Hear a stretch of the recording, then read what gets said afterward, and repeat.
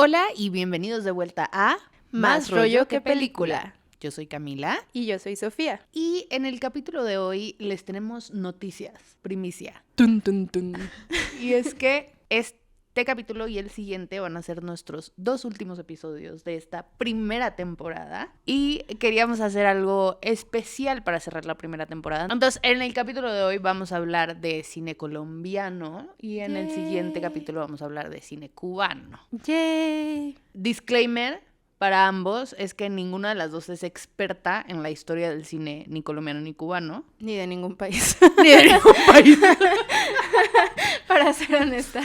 Pero tristemente sé más de cine estadounidense, por ejemplo, de Sí, la historia obvio. del cine estadounidense. Sí, obvio. Pero bueno, a grandes rasgos, el cine colombiano empieza a finales del siglo XIX, cuando los hermanos Lumière, que acaba otro pie de nota en un capítulo anterior, hablé de una película de los hermanos Lumière, pero la nombré mal y dije que se llamaba The Great Train Robbery, porque tengo yo una fijación con esa película porque fue la primera cosa que edité en la vida. Obviamente como ejercicio de edición, no estaba viva yo. En 1898. Sí, no. Pero famosamente la primera película en ser exhibida en teatros fue La llegada del tren a la estación de los hermanos Lumière, que son conocidos como los papás del cine. Parte de por qué son los papás del cine es que los señores se fueron con su invento a hacer tour por las Américas, mostrándole a las capitales de los países el cinematógrafo. Entonces, así llega el cine a Colombia, con los Lumière diciendo, hola, Sí, miren lo que hice. Ajá. O sea, más que ir ellos, mandaron como a 200 emisarios por el mundo. Y a Colombia llegaron los hermanos Di Domenico Italiani. Italiani. Llegaron en 1897, que el cinematógrafo se inventó en 1800, bueno, se presentó al público en 1895, entonces realmente 2 años me parece súper rápido en esa época. ¡Súper rápido! Como que 6 meses era el viaje en un barco. O sea, ellos lo hicieron y dijeron, Sí. a venderlo como ella, papita. a la de ella. Y, o sea, en las mismas fechas que llega a Colombia, llega a México, llega a Cuba, llega como a varios países. Y ellos se quedan. Yo leí que primero llegaron a Colón, que en ese momento era de Colombia. Ahora Colón es de Panamá, porque pues ha pasado mucho tiempo y muchas cosas y muchos cambios sociales y políticos y todo. Si no saben, Colombia, Panamá, Ecuador y Venezuela eran un solo país. Y después ya se van a Bogotá, dicen de aquí soy, me encanta Colombia, viva, vivan las arepas. ¡Viva las arepas! Fundan su propio estudio de producción, que además en ese momento los cinematógrafos eran, o sea, se grababa y se exhibía a la vez con el mismo aparato. Entonces con el mismo aparato iban de aquí para allá, hacían las cosas, tenían los laboratorios. Y al principio, como lo fue el cine en casi todo el mundo, era pues cortos documentales básicamente, ¿no? Hoy los llamaríamos así.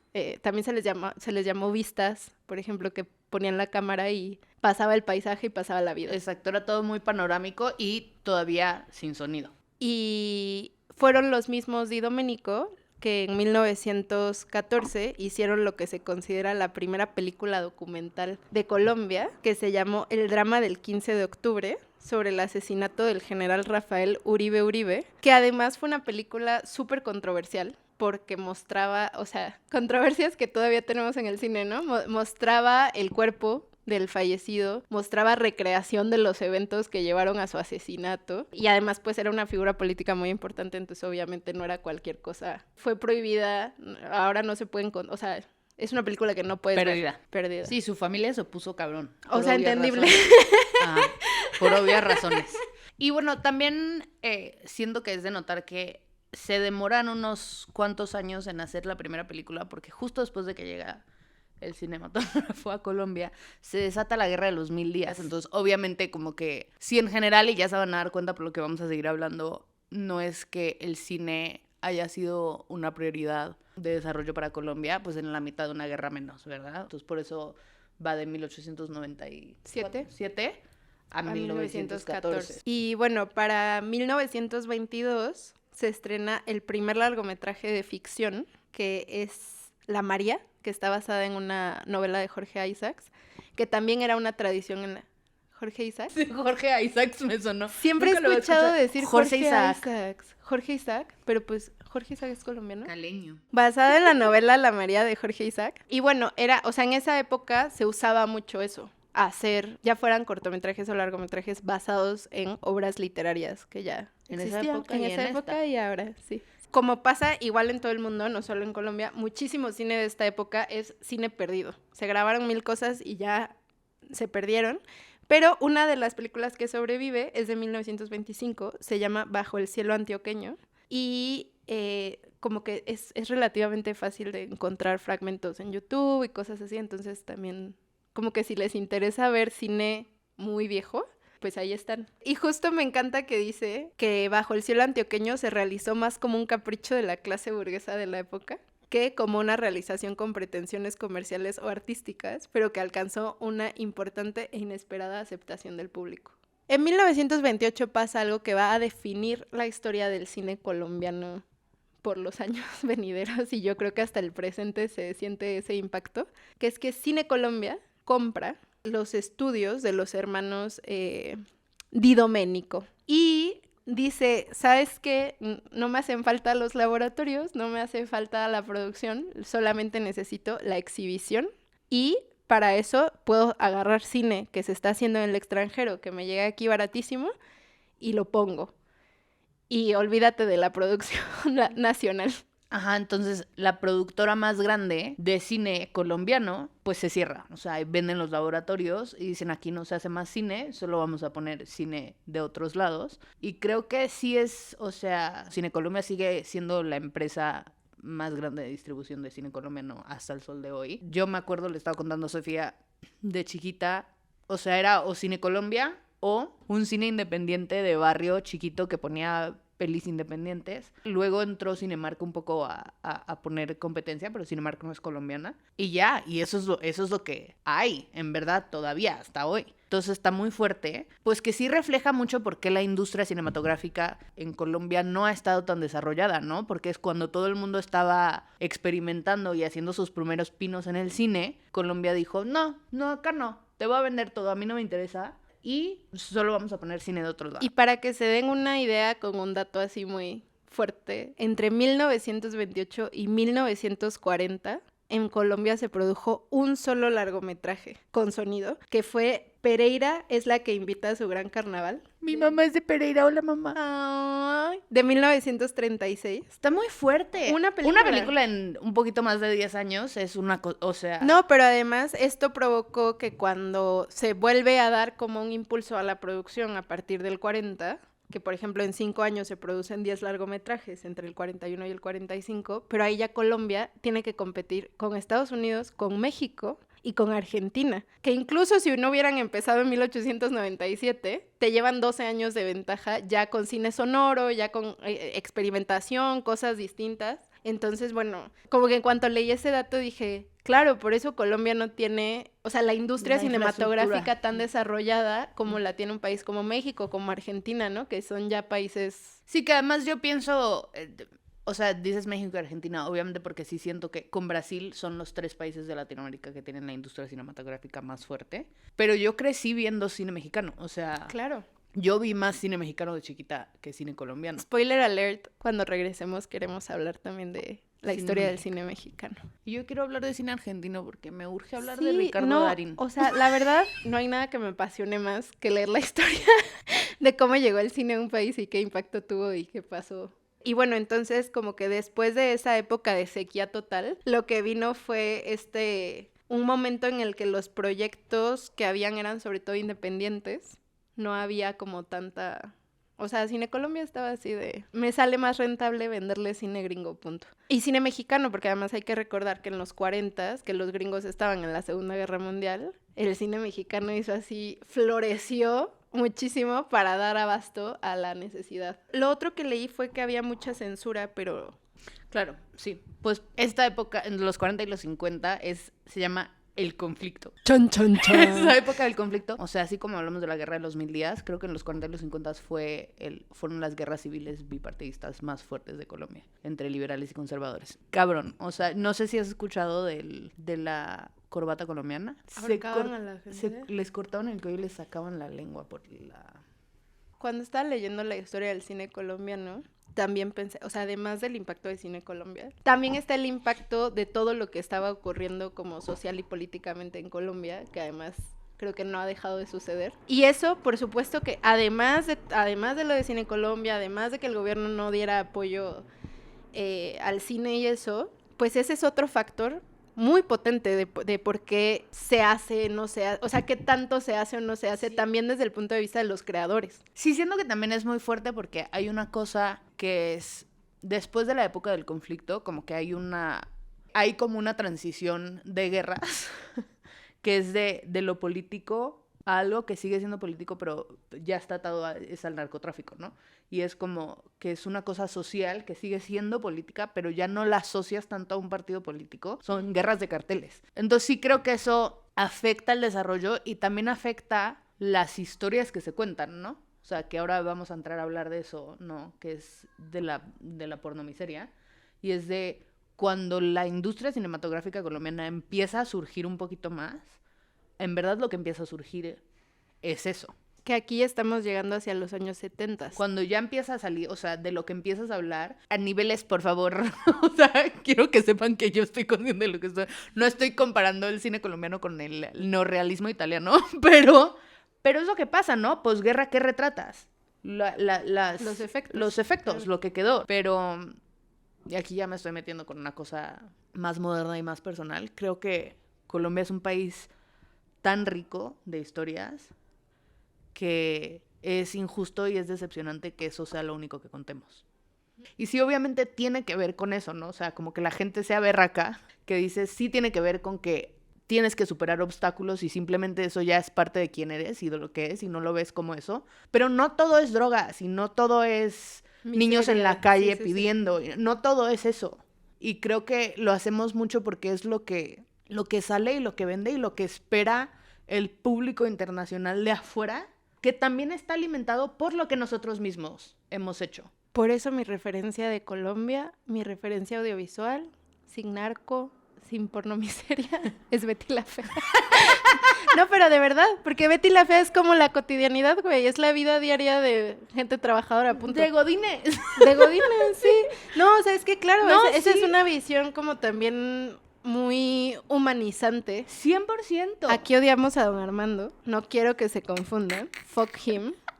Pero, o sea, sí, claro, Betty la Fea se sale de todo ese... Y mira, y qué por exitazo fue. Claro, porque por eso todo el mundo se puede identificar, porque por eso puede haber Betty la Fea China, porque en China también hay una cuestión de godinato y... Sí, es la telenovela con más adaptaciones en la historia la historia. No, pero lo digo, o sea, como que suena a chiste, pero en realidad... Claro, si tú lo único que consumes de un país, porque además en México es un país que tiene una historia similar en la modernidad a la de Colombia, entonces también, ¿no? Como que el cine mexicano que llega a festivales es el fin del mundo, narco, muerte y militares. Cosas que son todas reales, o sea, todas son cosas que pasan en este país y que son horribles y que... Cada quien tendrá sus posturas al respecto, pero claro, si eso es lo único que tú alcanzas a ver de un país... te reduce muchísimo, porque en todos los países, en todas las situaciones, incluso cuando hay guerra, incluso en el neorrealismo italiano, como que llega un punto que lo que querías ver era a Sofía Loren gritándole por la ventana a Marcello Mastroianni, y como que no, o sea, como que eso es la vida también, ¿no? No solo como que no solo lo terrible o lo más duro es lo que cuenta como nuestra historia, 100%, o como nuestra única historia. 100%, y a mí me parece eso muy importante, ya nos alejamos de la cronología, aunque la industria cinematográfica colombiana no está súper desarrollada, lo que sí es muy fuerte es la industria televisiva. Aguante Betty. Conocida internacionalmente es Betty, pero empieza mucho antes y sigue hasta mucho después, ¿no? O sea, sí creo que las novelas colombianas también tienen muy buena exportación porque son de muy buena calidad. Y las hacemos como pan. Entonces, como que yo cuando pienso en Colombia y en la industria audiovisual, pienso mucho más en tele que en cine. El cine es como más chiquito, más independiente. Me gustan muchas cosas del cine colombiano, que ya las vamos a hablar luego. Pero sí siento que el pie más fuerte está en la televisión. Mi mamá dice que Betty la Fea se puede observar y analizar como una novela, o sea, novela de libro, como una novela costumbrista de finales del siglo XIX. Como es esa misma lógica de ver a la gente en su chorcha Y entonces, claro, la Chorcha y la realidad tienen mucha picardía, mucho humor, mucha ridiculez, como que no todo es, don Armando, cómoda, así, ¿no? Como que hay mucha gracia. Y tiene que ver con algo que decimos normalmente de los latinos en general. No sé si lo hablamos en un episodio o no. Siento que no, siento que lo hemos hablado tú y yo. ¿Y qué pasa con la música, no? O sea, con la salsa y con no sé qué. Y es de estoy contando Pedro Navaja. Pero estoy bailando. ¿No? Se murió. ¿Sabes? Como, si no le pega la negra, güey. Sí. ¿Sabes? Pero siento que es algo que es muy latino y es de como darle ese giro y buscar la risa y buscar lo bonito en la tragedia. En la tragedia. Televisión, cine. Pero el cine que empieza a salir, que es como a través de la pornomiseria y luego después de la pornomiseria incluso. Y es que siguen siendo o sea, que el que cuenta la historia, esto de retratar al niño en la calle pidiendo, muriéndose de hambre, el que está retratando al niño no está en la calle muriéndose de hambre. Es un señor blanco con dinero que dice, con esta historia hago dinero. Pero al niño nadie le pagó. ¿Sabes? O sea, como tienes tu dinero y tienes tú las herramientas para contar esta historia y en vez de darle pie a alguien que ha vivido la historia para contar su historia, te robas las historias de poblaciones marginales y de víctimas del conflicto y de víctimas del narcotráfico, del conflicto del narcotráfico, para tú ganarte un nombre y sacar tu peliculita que van a mostrar en Europa y que todos los blancos van a decir... Ay, güey. Sí, tremendo lo de Colombia. Ajá, entonces es como, ese es el pedazo que me caga, ¿no? Porque es como, sí son historias que tienen que contarse, pero el que está contando la historia no es el que tiene la historia para contar, no sé si eso tiene sentido, sino que es un güey que se está aprovechando de una historia que sabe que vende para contarla. Claro. La historia que yo te puedo contar del conflicto armado en Colombia, desde mi apartamento en Colina Campestre, en Bogotá, no es lo mismo, ¿sabes? O sea, y que es lo mismo que pasa aquí. Ajá. O sea, aquí también son como unos chamaquillos blancos que viven en la Condesa y luego van a contar la historia de Chiapas o de el conflicto con el narcotráfico en el norte. O sea, sí. Entonces, creo que ese es el pedazo en el que yo digo como... Sí, obviamente, creo que son cosas que tienen que ser contadas porque son parte de una realidad, pero hay primero un sesgo entre quién es el que en verdad está contando esas historias y luego hay un balance entre lo que decíamos. Sí, claro, esa es una realidad, pero también es una realidad, no sé, como que tenemos historias universales que están informadas por una realidad nacional, pero que no tienen que ver con el conflicto necesariamente, que no tienen que ver con las drogas. O sea, a mí me pasa mucho, y sí, es porque soy una ñoña, lo que sea, pero es de la primera vez que yo me vi a alguien meterse una línea de coca fue en Estados Unidos. Claro. No fue en Colombia. Pero todo el mundo, desde que tengo 10 años, actúa como si yo viviera rodeada de narcotraficantes. Porque soy de Colombia. Ya. Fin de mi rant. Bueno, todo esto fue porque en los años 70 en Colombia empezó una corriente de hacer cine justamente como hacia la miseria, que se le llamó, o sea, los críticos le llamaban mucho porno miseria. Uno de los más icónicos o famosos de la época es un documental que se llama Gamín. Ciro Durán. De Ciro Durán. Y que a la vez que esto estaba pasando, también había un grupo de Cali, que también le decían Caliwood, Love, que justo estaban en contra de esto. O sea, no es como que era la norma y todo el mundo lo hizo sin cuestionarlo. No. Había mucho cuestionamiento de este tipo de cine y de qué tipo de historias salían de Colombia. Y bueno, para finales de los 70s, en 1978, se funda Focine. Que es la compañía de fomento cinematográfico. Y que ahí sí, o sea, cuando ellos entraron, como que en 10 años salieron 29 largometrajes, como que había ahí un apoyo importante del gobierno y tal. Pero como está todo mezclado con todo lo que hemos estado hablando, en el 93 se liquidó a Focine, tuvo 15 años de historia. Y justo de ahí salen como también algunos directores que van a ser como más clásicos del cine colombiano moderno, que son Carlos Mayolo y Gustavo Nieto Roa. Y Luis Ospina. Y entonces cuando se cae el asunto de Focine, lo que empiezan a hacer muchos cineastas es hacer coproducciones con otros países, europeos sobre todo. Y empieza a llegar el cine colombiano al Festival de Cannes, que las dos primeras películas que creo que son de las más como famosas de la época, que son La Estrategia del Caracol. Recomendadísima. La vendedora de rosas, del 98. Y ya ahí Colombia va agarrando fuerza. Y entonces el gobierno dice, ¿saben qué? Otra vez los quiero apoyar. Porque el gobierno tiene un quita y pon con el cine de 100 años que vaya.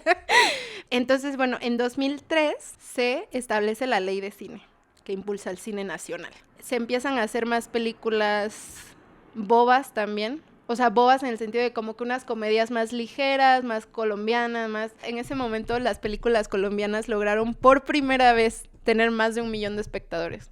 O sea, hasta los 2000 una película colombiana tuvo más de 1 millón de espectadores. Una de mis películas colombianas favoritas, que siento que no es popular porque no es buena, pero a mí me mama, se llama Bluff, que son Víctor Mayarino, que yo crecí viendo a Víctor Mayarino, no sale en Betty la Fea, entonces no te puedo dar la referencia. Pero sale, ¿sabes quién sale? Julián Arango, Hugo. Al que engañó Betty la Fea. Chismesazo impresionante. Que Hugo no fuera gay. Sí, prima. Y 2, que Betty fuera infiel. Bueno, Betty, Ana María Orozco, su hermana, Verónica Orozco, es muy conocida también, muy guapísima. Guapísima Verónica Orozco. Bueno, sale en Bluff. Entonces son Víctor Mayarino, Verónica Orozco y el amor de mi vida, Carolina Gómez Colmy. Pero justo después de la entrada de la ley de cine, viene una coproducción con Estados Unidos, que es quizá la película más famosa que había salido de Colombia hasta ese momento, 2004, que es María llena eres de gracia. Ahora voy a dejar que Camila se suelte, solo voy a decir algunos datitos. Fue la primera película colombiana en recibir una nominación al Oscar, que fue a Mejor Actriz para... Catalina Sandino. Gracias, para Catalina Sandino, que también se llevó en Berlín el oso de, no sé si se llama oso, pero el premio a Mejor Actriz. Con Charlize Theron. Con Charlize Theron por Monster. Un empate ahí intenso. Injusto para quién. Para Charlize. No, que Catalina no lo haga bien, pero es que el papelón que se echa Charlize Theron en Monster es una cosa loca. Monster es muy fuerte. Entonces nada, cuéntanos tus... La verdad es que no tengo mucho más de decir de María llena de desgracia que no haya dicho ya en el rant que me eché. Entiendo por qué salió, entiendo por qué es premiada. O sea, entiendo en términos de política, por qué sale, por qué es premiada, por qué todo. En términos cinematográficos no lo entiendo. O sea, yo nunca habría nominado esa película al Oscar. ¿Nos cuentas un poco de qué se trata? María Llenares de Gracia es la historia de una chica que se llama María, que la usan como mula, básicamente. Eso es la historia de una mula colombiana. Las mulas, si no saben, son las personas que transportan droga internacionalmente, o sea, se la comen. Se la tragan. Se la tragan. Más que comer. Sí, porque está bien. Se la tragan y luego cuando llegan al país para donde va, la cagan, ya. Entonces es como la historia de una mula colombiana. Así le pasó a Ru en la última temporada de Euphoria. Tenía a Zendaya tragando globitos de droga. Y yo, Zendaya, ya eres muy famosa. Zendaya, vete. Y bueno, aquí, o sea, yo comentaba con Camila, después de esto, Colombia empieza a tener una producción más constante, más nutrida, más tanto hacia lo que se queda nacional como a lo que sale hacia festivales. En el 2016 reciben su primera nominación al Oscar por Mejor Película Extranjera con El Abrazo de la Serpiente. En 2021 El Olvido que Seremos se lleva el Goya. Que no sé si sabes del Abrazo de la Serpiente. Pues a mí me gusta mucho, pero tengo sentimientos encontrados con esa película. Porque el director tiene... acusaciones de acoso sexual. ¿Podrá haber algún día alguna cosa en la que no? Pero... ese mismo año sale una película que se llama La Tierra y la Sombra, cuyo director creo que no tiene acusaciones de nada. Pero no metemos las manos. Pero no meto las manos al fuego. A mí me pareció una de las películas más bonitas que yo he visto en toda la vida. Tengo claro que salieron a la vez, porque yo ese año decía como, yo quería que ganara La Tierra y la Sombra. La batalla. ¿Sabes? Y luego la batalla entre el bien y el mal. Entre el bien y el mal. Pues en ese entonces no sabíamos. Pero, o bueno, algunas sí. Algunas sí sabían. Que bueno, luego este director, pues, es dirigida por Ciro Guerra, El Abrazo de la Serpiente, que luego siguió haciendo varias que siempre, claro, como cogió fuerza con El Abrazo de la Serpiente. Luego hizo Pájaros de Verano, que creo que también salió y fue... Y que se llevó el premio Coral del Festival Internacional de Cine Latinoamericano de La Habana. o sea, el premio máximo de ese festival. Es un momento donde se está haciendo mucho cine colombiano, se está proponiendo mucho. Ahora mismo en 2026 está Un Poeta, que además está haciendo mucho ruido porque los gringos quieren hacer un remake cuando la peli lleva menos de un año de haberse estrenado. Ya, o sea, ya está confirmado. Y yo le decía a Camila que leyendo esta historia del cine colombiano me da la sensación de que estamos entrando en lo que va a ser una época dorada del cine colombiano. O sea, donde hay más inversión, más historias, más voces, más directores y nada, creo que está lindo, creo que es como un momento de estar muy atentos y atentas a qué está saliendo. Que bueno, vamos a expandir las recs de LEP. Sí. Mi recs de LEP no va a ser una rec de LEP, sino que les voy a decir mis películas favoritas de cine colombiano. También, si quieren tener un lugar donde verlas, en Letterboxd tengo yo una lista que tiene la banderita de Colombia y ahí están mis películas favoritas de cine colombiano. No soy yo muy familiar con el cine antes de los 90s, entonces mi primera recomendación de la que sí hablamos es del 93 y es La Estrategia del Caracol, que cuando la mencionamos les dije recomendada, entonces doble recomendada. Ese mismo año sale una película que se llama La Gente de la Universal, que es bogotana y es como cine, como comedia negra, película del 2005, importante para la televisión mexicana hoy. Rosario Tijeras. Ah, claro. Rosario Tijeras es una película, originalmente es una película colombiana. Rosario Tijeras no es Barbarita del Regil. No, Rosario Tijeras es Flora Martínez. Y en esa película sale Alejandra Borrero, la mejor actriz colombiana. Pues hay bastantes en contención, ¿eh? O sea, hay buenas actrices en Colombia, pero para mí es enamorada, lesbiana. It was a big deal. O sea, ¿sabes? No es como que hay figuras gays grandísimas en Colombia, ¿no? Fue una de las primeras mujeres, además, en tener una carrera exitosa y salir del closet. Que además es fundadora de una academia de teatro que se llama Casa Ensamble. Pero bueno, ese es el dato curioso de Rosario Tijeras. No me encanta como película así como... Bueno, no he visto la serie, iba a decir no me encanta la serie, pero no es cierto, porque no la he visto. No me encanta la temática, más bien. no me llama tantísimo la atención. Pero ahí está el dato curioso. Los colores de la montaña está bien bonita. Un Poeta, obviamente. Sofía no la ha visto, yo ya la vi. Le dije, la voy a ver porque quiero ver qué tan enojada debo estar de que le quieran hacer ya mismísimo una adaptación gringa. Y miren, creo que hay una discusión ahí interesante, porque yo vi lo que dijo Simón Mesa, que es el director de Un Poeta, acerca de la adaptación como que obviamente tú como director lo que más quieres es que la gente pues vea tu historia, ¿no? O sea, que obviamente si hiciste la película es porque quieres que se exponga y que la gente conozca estos puntos de vista. Entonces yo entiendo su punto de como de hacer la historia más accesible, chance, a otros públicos. Y lo otro que dice es que pues güey, y entiendo que es de... le van a dar lana, o sea, le van a dar dinero para que él siga haciendo cine. Entonces, yo entiendo ese punto. Yo no juzgo el aceptar el remake. Mi problema es con el gringo, que en vez de decir, vamos a hacer que más gente vea esta película y tratar de ayudar a la distribución de esta película porque me pareció maravillosa, el primer pensamiento sea, la voy a hacer ahora yo, con Bill Murray. Que ya les dije, Bluff, La Tierra y la Sombra. Y la última recomendada que voy a hacer es una película que se llama Monos, que es relativamente reciente. El protagonista es Moisés Arias, que me parece muy interesante porque es... ¿Moisés Arias? Moisés Arias, el de Hannah Montana. Sí, señora. Ahí están, esas son mis recs de Leps. Recs de Leps. De Lep. Muchas gracias, Camila. Yo no he visto cine colombiano. Yo les recomiendo Betty la Fea, ¿no? Vean Los Reyes, qué buena serie, por favor, vean Los Reyes. Estaría bueno que vea todas las que recomendó Camila y luego hacer un episodio de reacciones. A decir, qué porquería me recomendaste. No confíen en Camila. Entonces, hasta aquí llegamos en el episodio de hoy sobre cine colombiano. En el siguiente episodio hablaremos de cine cubano. Yay. Muchas gracias. Bye.